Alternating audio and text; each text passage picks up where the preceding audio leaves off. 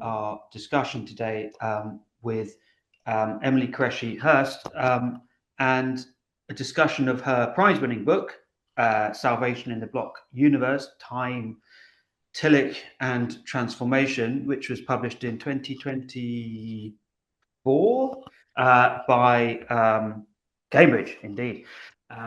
Cambridge University Press. And Emily is one of the sort of leading lights in the younger generation, I think I'm allowed to say, of people working at the interface of theology and the sciences, having spent some time in Oxford, where I think most of the research for this work took place. Emily's now crossed, shall we say, over to Cambridge and is currently working affiliated to the Faculty of Divinity and possibly philosophy. I'm not sure. And it's a really great pleasure to be able to speak to Emily and to pull out some of the issues and substantive questions around this book. I suppose I'm going to begin really with a sort of classic. This is not an interview. This is a conversation, but the sort of classic interview opener, really, which is to really ask kind of how. So you've moved from Oxford to Cambridge, and you've been active in this area of science and religion for a while. It'd be really interesting to have a sense of where you feel those conversations are going and the difference that you sense between Oxford and Cambridge, and how your own work is developing in that context. Thank you. Yeah. So first, I'd like to just thank the ISSR for awarding me the book prize for Salvation in the Block Universe. It's a huge honor, and I'm really, really grateful. To answer the question, one of the main differences, actually, and it's not a difference between Oxford and Cambridge as such, is a difference between what I'm spending most of my time doing, is at Oxford, I was primarily employed to do research, which culminated in the publication of this book. And at Cambridge, I'm only employed to teach, really. So I have been doing some research, but it's been far less of a percentage of my time. And that's been a real shift because I've spent most of my career up until this point doing research most of the time. So now I'm teaching theology and natural science to undergraduates. And that's been really, really enjoyable because I've been able to have the ideas that I've been developing challenged in new ways by undergraduates, such bright, engaged, thoughtful undergraduates. And so one of the things that I've learned from being at Cambridge is, or I've been developing my ability to, I guess, translate the more technical philosophical work I've done in my PhD and in this monograph into more accessible language.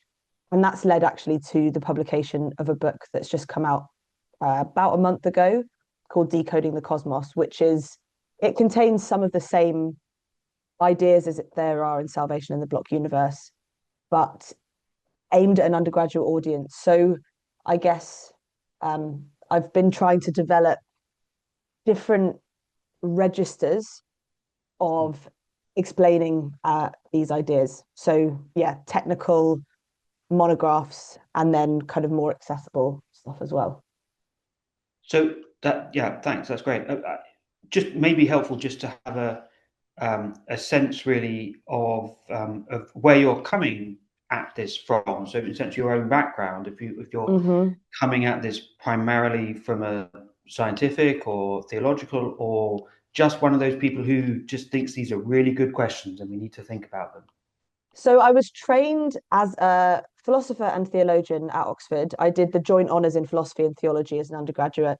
And then I left. I worked in recruitment and went traveling. And then I decided to come back to academia because working in recruitment, I didn't like it. It wasn't for me. So, and there I went back to Oxford and I studied the MST in science and religion. So my foundation was in philosophy and theology, but then quite quickly I started graduate work bringing science in as well. So I'm not a trained scientist, but I have been engaging with scientific ideas for a long time. I then did the PhD in science and religion as well, and my PhD thesis formed the foundation for the book Salvation in the Block Universe. My personal perspective is I'm not religious, which makes me unusual in the science and religion field. It was very common as an undergraduate to be interested in philosophy and theology, but to not be religious yourself, to identify as an atheist or an agnostic. But each level you ascend through the academic pipeline, the atheists and the agnostics tend to fall away. And if they stay, they tend to be interested in trying to disprove religion from the perspective of science. The kind of thing that was very popular in the new atheist movement. But that's not the perspective that I come from. So I find these questions so fascinating. Questions about the nature of ultimate reality, the nature of time, change, identity, all of these philosophical, theological, and scientific questions, I think, are super important.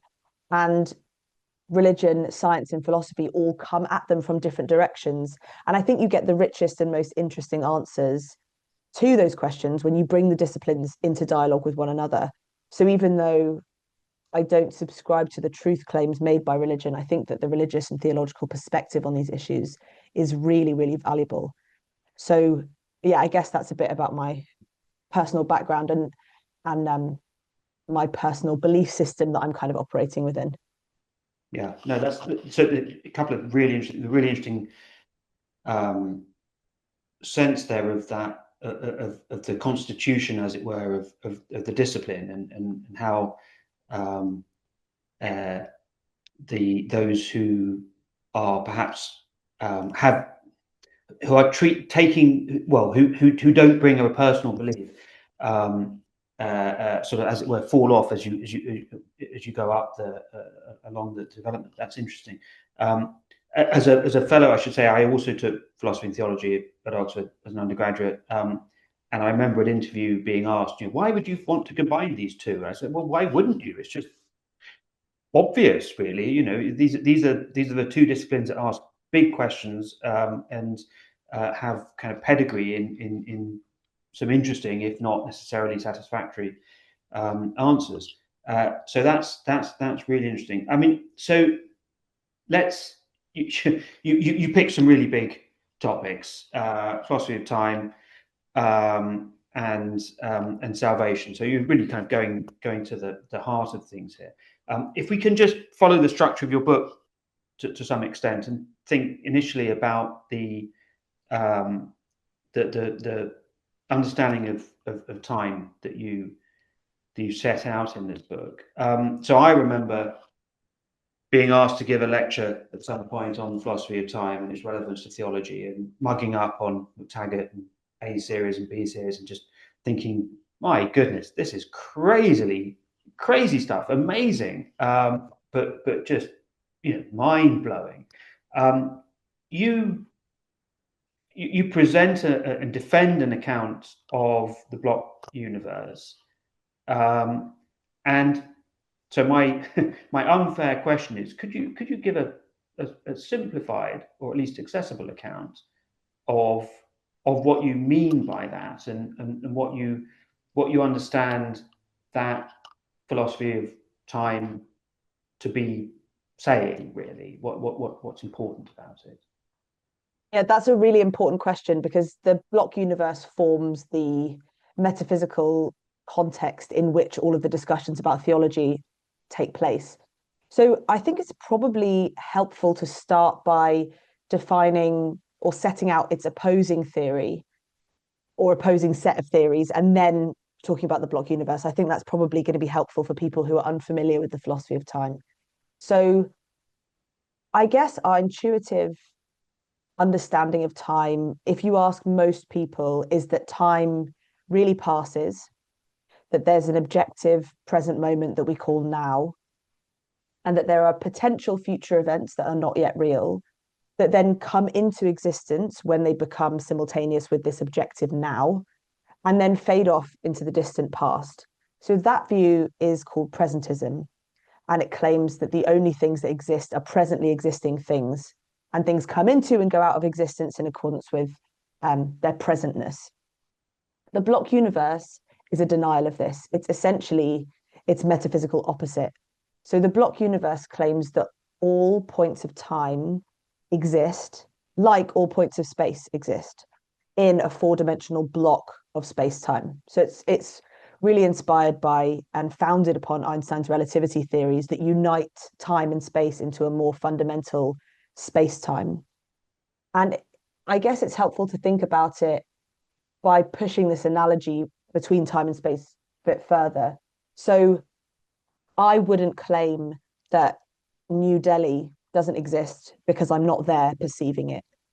But we think it's perfectly natural to claim that 2050 doesn't exist and 2001 doesn't exist because I'm not there perceiving them. And the block universe just says this is the wrong way to think about time. Even though we seem to experience time as though it flows or passes, in fact, it doesn't. And any perceived dynamism in our temporal experience is a consequence of our own perception rather than something out there in the world.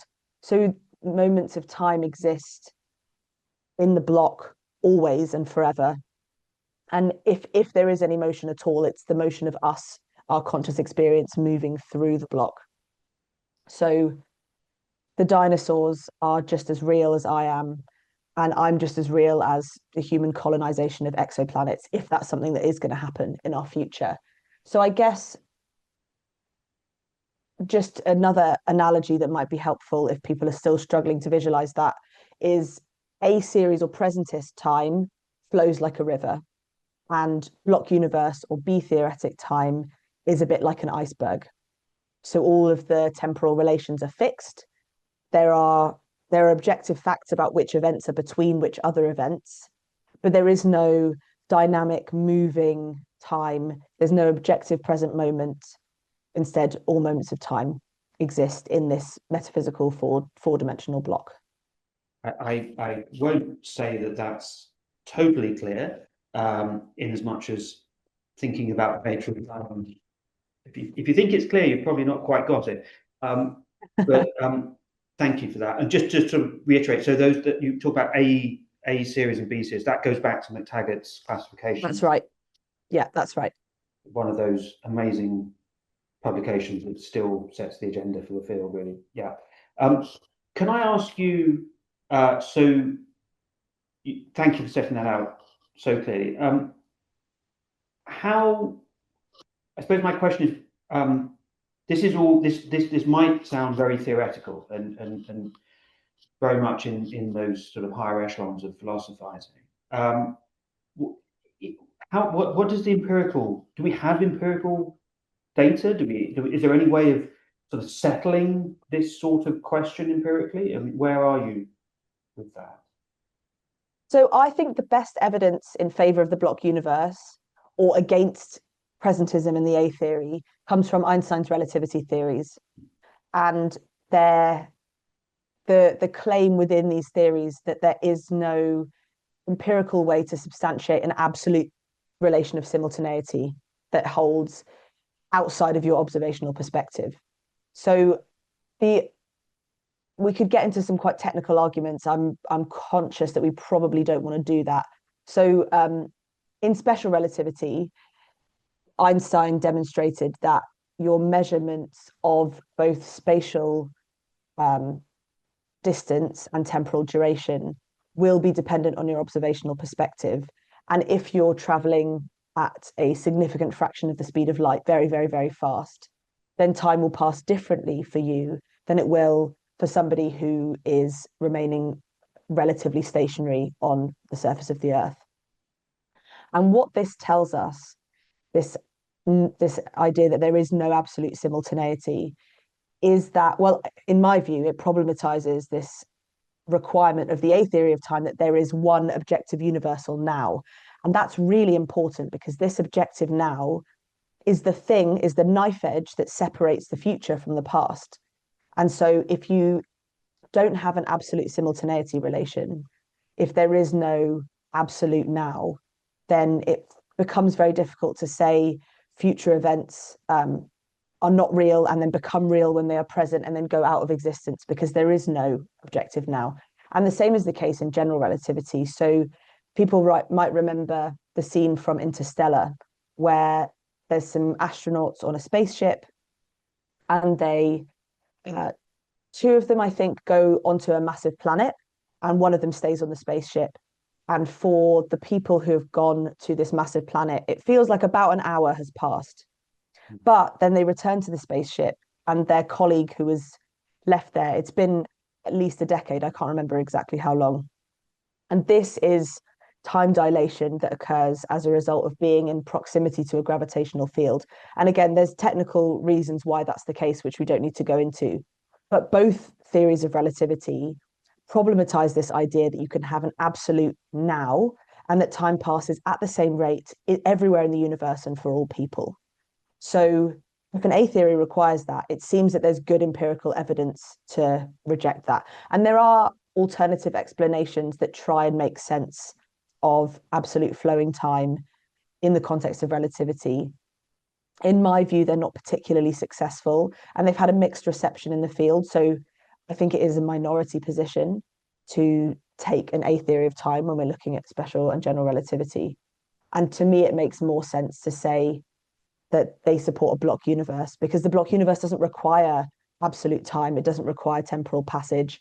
It doesn't require a non-real future, a real present, and a non-real past. And so I think the best empirical evidence comes from relativity.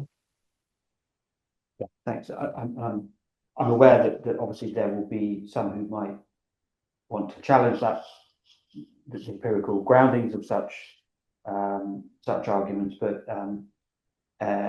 let's leave those technical arguments set them aside for the moment.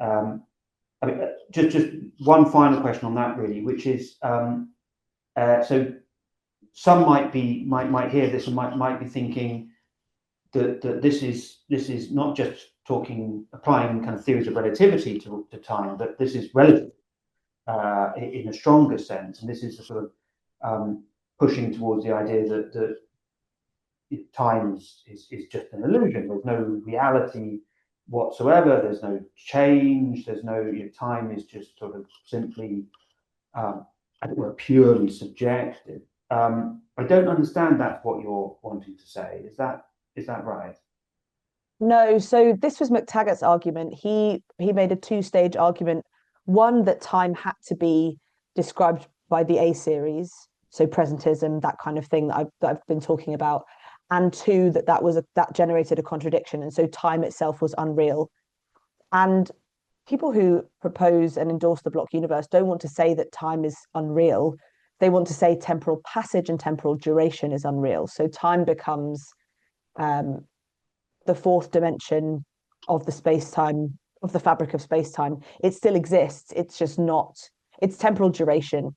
No, sorry, not duration. It's temporal dynamism and temporal passage that are unreal and that are purely subjectively generated on the block universe view. And this will get us, as you can see where I'm going with this, will get us onto the theology here. So that's to say that change is a meaningful notion in the context of the block universe. Perhaps not how we would think about it in an A series understanding, but nonetheless, some sort of notion of change is coherent. So scholars disagree about this. I think the general consensus, well, if there is a consensus, there's not really. The general view of lots of them is that you can have change in the block universe, but it looks different, as you said, to what change looks like if you have an A series or a presentist understanding of time. So we typically think of change as being deeply connected to time. So I might have the example, I give quite a mundane example in the opening pages of my book about dyeing my hair. And I say, imagine, this is how we typically understand change. So imagine I have blonde hair on a Monday, and then on Tuesday, I decide to dye it brown. As the time changes or the date changes from Monday to Tuesday, that substantiates the change in my hair color. So an event takes place, I dye my hair. It was blonde, it's now brown. I have undergone a change in hair color. But the problem on the block universe is that Monday and Tuesday are equally real. So I have both blonde hair and brown hair. We might think of this as me having multiple temporal parts. I have a 4-dimensional temporal extension, and the temporal part that exists on Monday has blonde hair. The temporal part that exists on Tuesday has brown hair. But there's no objective way to say I've changed from one to the other because I'm both, just at different points in my own timeline. And so in the book, what I try and do is set out this problem as it relates to the doctrine of salvation, particularly personal salvation. So the kind of salvation, sorry, that requires a transformation in time from being fallen to being saved, and that this should be an objective change.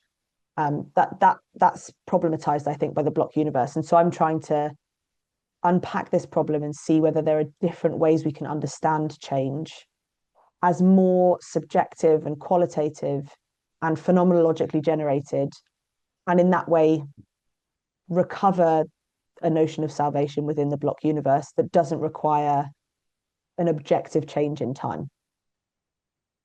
Yeah, that's helpful. And that anticipates, of course, the argument that you set out in detail in the book. And to do that, you don't just, as it were, you do have some very, I suppose, direct, kind of constructive theological proposals that you make, particularly the final chapter. But you don't do this alone. You draw on a particular theological resource, namely the understanding of Paul Tillich. So Tillich, German Lutheran, 1886 to 1965, emigrated to America before the Second World War, and famously the theologian of correlation, famously in some ways a difficult, abstract thinker, someone whose perhaps star, we might say, has waned somewhat recently. And I should, for full disclosure, say someone on whom I've written and have a particular interest. Apart from just the fascinating complexities of Tillich's own thought, why Tillich for this? So there's a couple of different reasons. I first encountered Tillich as an undergraduate, and I just was captivated by his work. I really found him. It wasn't Trevor Williams who taught you by any chance? No, it wasn't. No. Okay. It was a chap who was dean at Trinity, and he did the special theologian paper. No, it was the God, Christ, and Salvation paper that I encountered him in. So it was a few different 20th century theologians, and Tillich really stood out for me as somebody who, I think partly the appeal was the fact that I'm an atheist, and Tillich wasn't. He took a more abstract and philosophical approach to these theological questions that was very much rooted in Christian theology, but was, to me, refreshing and slightly different. He took an unorthodox approach to these things, to these issues, which I found very engaging. So I always liked him. And when I was coming to write the PhD and think about which theological interlocutor I wanted to choose, one of the appeals of Tillich was his method of correlation. And this is a method that I follow in the book. So Tillich had this deep commitment to theology being an outward-facing, communicative, dynamic discipline that's not just stuck in the past, that's not just rooted in analysis of one particular text, the Bible, but instead is continuously engaging in conversations with all areas of human culture. So not just science, although science is the aspect of human culture that I use in the book, but politics and history and art as well.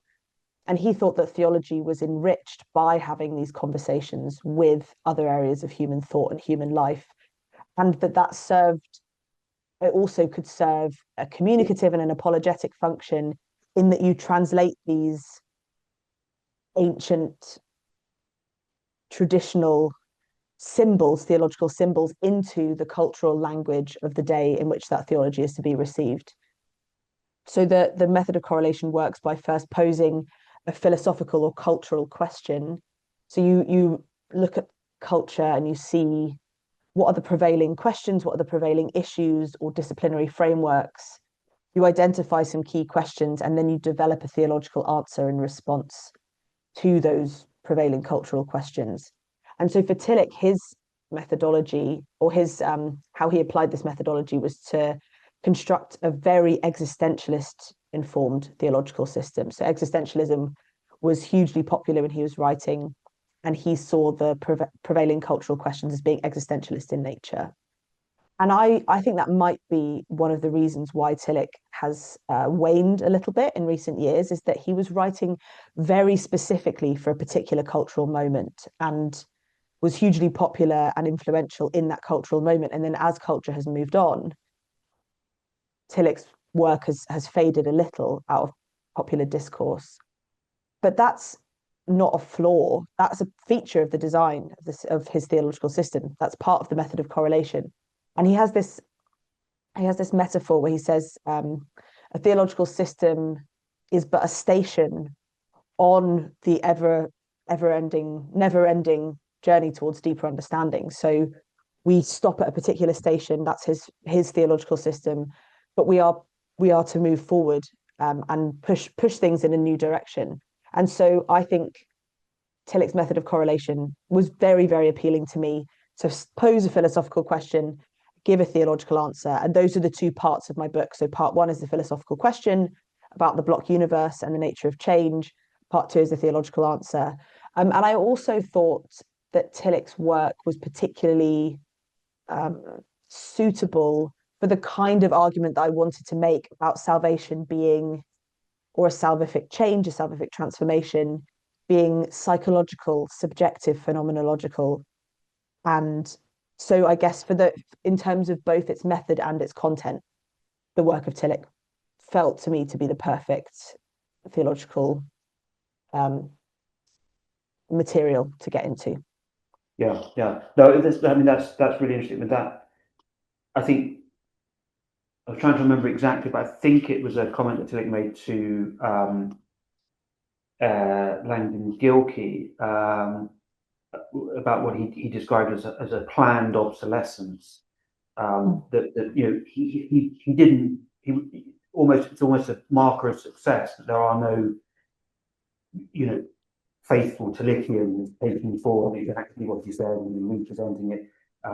The idea is that you take up the sort of Tillichian approach and then reapply it differently in different situations. I suppose think about methodology for a moment. You think about that notion of correlation, and you refer to David Tracy and that sort of refinement of the method of correlation, which can be kind of somewhat clunkily presented as the culture poses a question and the theology, religious tradition provides an answer. And of course, there's a worry there that either this is prioritizing the question, and the question then sort of determines the form of the answer, and so the answer is given to the determines the question, or vice versa, that this is a question posed in sort of good faith, which then gets sort of flattened, as it were, by the imposition of an answer. So I mean, my sense is that you're wanting to see Tillich as a sort of exemplar of a methodology that tries to hold question and answer in tension and creatively work in that sort of space. Is that right? Yeah, I think what Tillich's method gives for me is an encouragement to have a continuous, nuanced dialogue between theology and theological tradition and contemporary culture, including things like philosophy and science. So it's not just here's the question, here's the answer. Instead, it's a dynamic interplay between those two things. And I think that it's a particularly useful approach to have in mind when we're doing science and religion, because these two disciplines are so radically different in the way that they approach the world and the way that they generate their own answers and their own data, the corpus, their body. So having this continuous, ongoing conversation is the best way to enrich them both. So yeah, it's not as simple as here's the question, here's the answer, conversation over. Instead, it's an invitation to have an open and ongoing dialogue between these two poles. This is perhaps unfair, but if I can sort of really push you on that, in the sense of the reciprocal exchange. We'll get on to how the theology engages with the questions of change and the worries of change without change that the block universe raises. But just before that, I mean, how much do you think this works the other way? How much do you think that? How much can you see the theological understanding impacting upon the philosophical, scientific understanding of the nature of time? It depends on the person who's. It depends on your personal perspective. So, in terms of generally, science doesn't listen to theology very much at all. Philosophy a little bit more so. But for somebody who is, say, a scientist or a philosopher, but is also religious, then yeah, I think there's going to be more of a back and forth. So William Lane Craig is a good example of this. He's a philosopher of time and a philosopher of religion, but he's also a profoundly committed Christian. And the theistic context in which he lives is the foundation for everything else. So he's interpreting relativity through the lens of his understanding of the nature of God and the kind of world that God would create. So there, and again, it's not as simplistic as saying this is what I think God would be like, and so I'm going to develop this particular understanding of science and philosophy. It's not, that would be very reductive, and that's not the kind of thing that Craig is doing. But it's about, I guess, what your starting point is, or what your prior beliefs are, your epistemic foundation. And if your epistemic foundation is theism, then that theistic context is going to shape how you interpret philosophy and science as well. But in general, broad and general terms, you don't hear scientists listening to theologians very much, unfortunately. No. Yeah, no, no. I suppose one specific, in this context, one specific kind of issue there might be, I suppose, thinking about eternity, understandings of eternity, that theological understandings of eternity may be said in some ways to be to have the potential to inform non-theological, scientific, philosophical understanding of eternity. But I guess that's a separate question. So thinking back to your project and the dilemma that you raised earlier about change from your help, and to restate that in kind of Christian doctrinal terms, in terms of a change from fallen to say, however that's understood, status. That seems to be like something that's the real change. So there's soteriology, Christian doctrines, and salvation seem to be dependent upon some sense of a real and meaningful change from fallen to say, or however.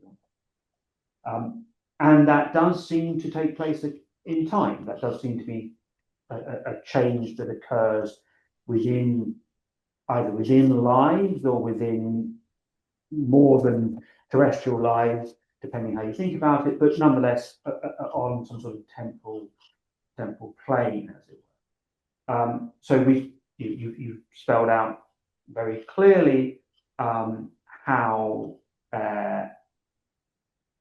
the sort of block universe understanding you endorse would challenge any sense of there being a temporal shift, as it were, or an alteration across time. So how, short version of the question, how does Tillich help you answer that question? So I guess there's two related problems that the block universe raises for salvation. One of them is this problem of objective change. So the idea that you go from objectively being fallen to then objectively being saved, and that's a clear transformation that's happened in time. The other one is the problem of persisting sin, and this is something that theologians like Andrew Hollingsworth and Ryan Mullins have talked about. And that's the idea that in the block universe, if you have undergone a transformation to, like in scripture, I can't remember exactly which verse, it says, if anyone is in Christ, he is a new creation. And there's something about the past sinful state that is eliminated or gone, and somebody is now existing in a new state of being saved. So there's the problem of persisting sin and the problem of personal transformation. In the block universe, your fallen previous temporal parts are not gone.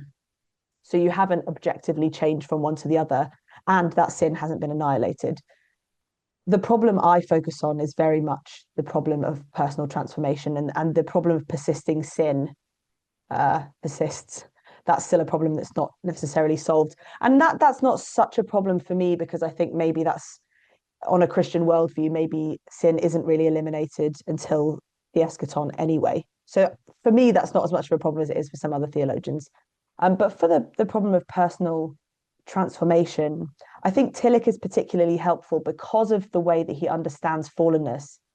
And he takes, as I've already said, a very existentialist approach to his theology. So he sees fallenness as being characterized by old being, and salvation as being characterized by new being.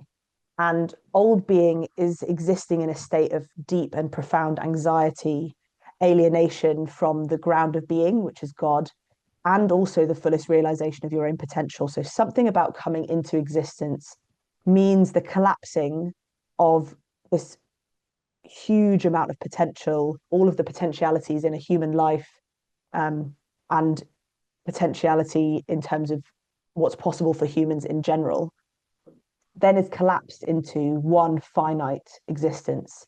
And in doing so, in coming into existence, we feel this collapse of our potential into a single actuality.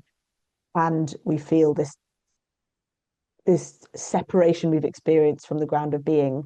And that creates a profound fear of meaninglessness. We're aware of our own finitude. We fear falling back into non-being. And all of these ways of understanding fallenness are extremely experiential. It's about how we feel as much as it is about the ontological state that we're in, and the relational state that we're in as well. So there's ontology, relationality, particularly with God, and experience.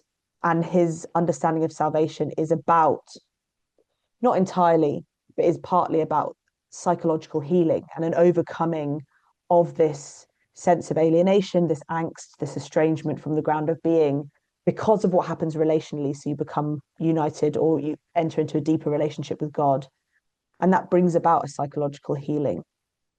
And so the ontological transformation from old being to new being is for Tillich, on my interpretation, less important, or not the only important thing. We really ought to understand salvation as well as being about this transformation from fear of meaningless, estrangement, alienation, to reconciliation, healing, and a profound relationality with God. And that lends itself very well to the kind of change that I want to develop, the idea of change I want to develop in the book, which is a subjective change. So it's a change in our psychological state as much as it is in our fundamental ontology. And that's perfectly compatible with the block universe, because we do have subjective changes in our mental states. And so it's a bit more technical than that in the book, but that's the broad idea. Yeah. So in a way to pass this in perhaps more sort of psychological terms, is this akin to the idea of saying that for say, think of a dynamic of forgiveness, that one moves from a sort of state of resentment towards forgiveness. That doesn't mean to say that those previous thoughts go away. It's that they are transformed in some sense, retained. There's that. So there's not a sort of objective. There's not a kind of an all or nothing kind of movement from one state to another. Is that a sort of a parallel? Yeah, I think that's a helpful way to think about it. Yeah. Apologies about my lighting situation. It's getting dark and I just have a lamp on my desk, so okay. Sorry if I'm a bit ghostly. That's fine, that's fine. We're going to run out of time in very soon, but I wanted to pick up on a couple of points. One, I just want to say, I think that way that you're engaging with Tillich is really, really helpful, really, really interesting. And I mean, often Tillich is sort of described as the theologian who puts everything into ontological categories. He talks about being, ground of being, it's all being. But I think you're absolutely right, to say that in a way what he's wanting to do is he's wanting to draw attention to the ontological significance of the psychological. So that it's not sort of either or. It's that and it relates to his understanding, of course, of Jesus, Christ as the bearer of the new being, all that kind of those slightly sort of dark at times controversies about whether his understanding of the resurrection, whether Jesus is really resurrected, what that might mean, and it's to do with the sense. I think that would be a good example of that sense of change, perhaps, that for the early first disciples, obviously objectively, there's no Jesus is dead, but is alive to them, and that's a meaningful thing to say. Has an ontological significance. That's not as it were purely subjective. So that's very interesting. You're kind of getting into some of the really interesting things about it. So two more questions, if I may, and then we're going to probably have to wrap up. One, I suppose I'm interested thinking more, and this might not be the sort of thing you're engaging with, but thinking more in a kind of intellectual history kind of context, and thinking about how some of these ideas, you mentioned Einstein, sort of visionary ideas about understandings of time in the early 20th century, and Tillich developing his theological innovations in that period. I mean, do you sort of see this as being kind of part of the same, a sort of common kind of cultural zeitgeist or such? Or I mean, are there kind of intellectual history connections here that might be interesting in terms of these understandings of time and understandings of change, and being philosophically, theologically, scientific, or artistic? Yeah, absolutely. I think time, we've been thinking about time as far back as we have records. So it's one of these really deeply persistent questions. And I think it makes sense, right? Because we are fundamentally temporal creatures. We live very much within the bounds of time. We have a temporally structured existence. It informs every aspect of our lives, from arranging when to meet somebody to dreading or being really excited about future events, to being nostalgic about the past. So it makes perfect sense to me that we've always been thinking about time, and in some ways, we've been thinking about time in new ways as a result of Einstein's relativity theories and quantum mechanics as well, and scientific developments. But in another sense, the most profound questions we've been asking about time go all the way back to ancient Greek philosophy. And so there is this deep need within us to think about temporal questions. And I think you can very much chart the intellectual history of reflections on time. And there are, as I said, there are differences in the empirical stuff we might bring into the conversation and the philosophical categories we're using. But in terms of those fundamental questions, actually they've been remarkably consistent since the beginning. What is time? Does time pass? Is there an objective difference between the past and the future? These kind of questions have been occupying humans forever, and I'm sure will continue to do so. Yeah, yeah. No, I mean, I suppose I was thinking of that sort of moment of sort of intellectual ferment around the First World War, after the First World War, and I was thinking, Tillich obviously is very engaged with the expressionist movement, culturally, artistically, which not unrelated to sort of sort of Picasso type fracturing of time, taking the moment apart and sort of representing it, and but really playing, and of course the other aspect of a sense of the kind of acceleration of time in the course of the 20th century. So I think time is not, I suppose, yes, I would say absolutely these are perennial questions, but they sort of take on a particular force, a particular urgency maybe in that period that Tillich is, and the philosophers of science that philosopher of time that you're engaging with, are thinking. And on that, really, I suppose my last question, substantive one, is about a particular understanding of time that is quite important for Tillich and others, which you refer to in the book, the idea of kairos. This idea that there's a sort of qualitative sense of time, that there's the sense of a sort of richness or fullness, depth of time, that's not unrelated to ideas of salvation. So rather than perhaps thinking in terms primarily of salvation as a chronological shift, as we might think about your hair from Monday to Tuesday, on the assumption you dye your hair every night. This is more of a qualitative shift to something that you might never kind of capture adequately in chronological terms. And so therefore the sort of change talking about understanding of time relevant to discussions of salvation might need to be kind of further nuanced in that sense. So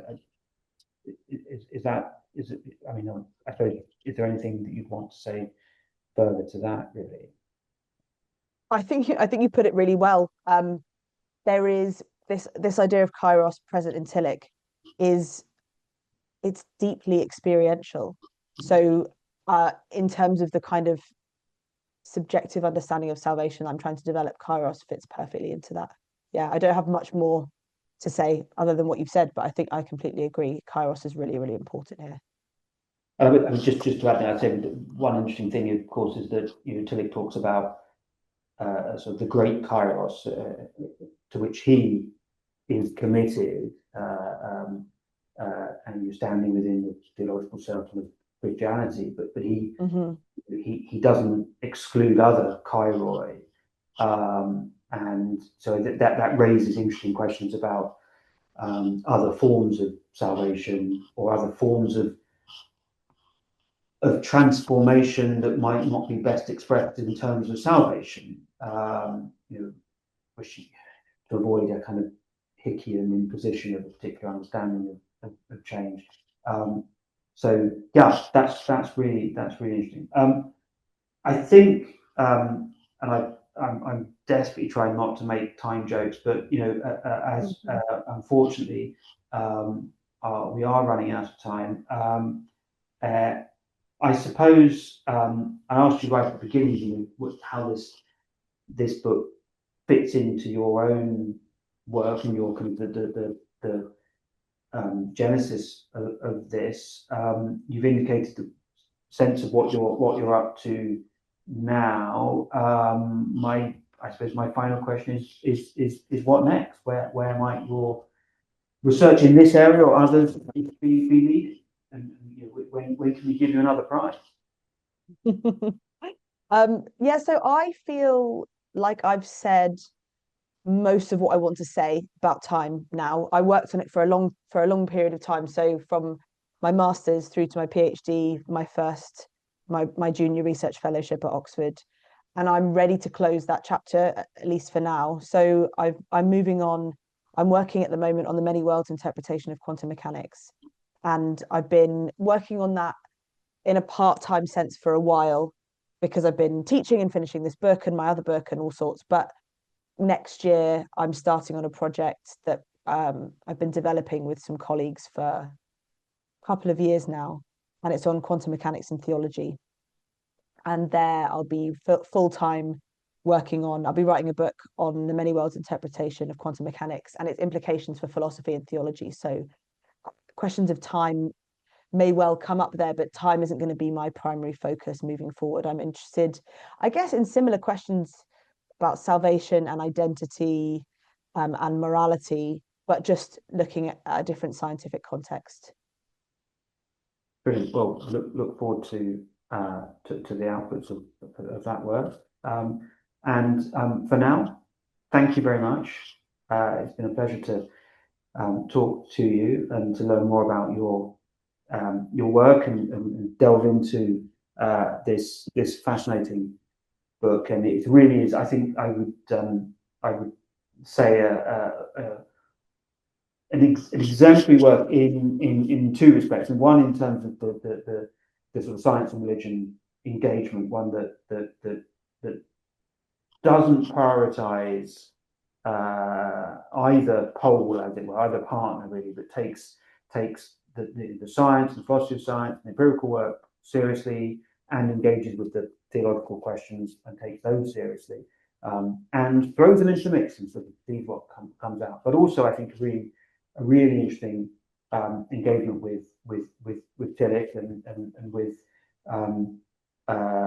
the potential for Tillich to be an interesting discussion partner in conversations that he may or may not have imagined. That's the sort of mark of interesting theological work, isn't it? That sort of takes things out of their context and works with them. So thank you very much again, I think we probably need to finish off there. Yeah, thank you so much. It's been great to talk to you, and thank you so much again to the ISSR for the prize. Yeah, it's just wonderful. So thank you so much.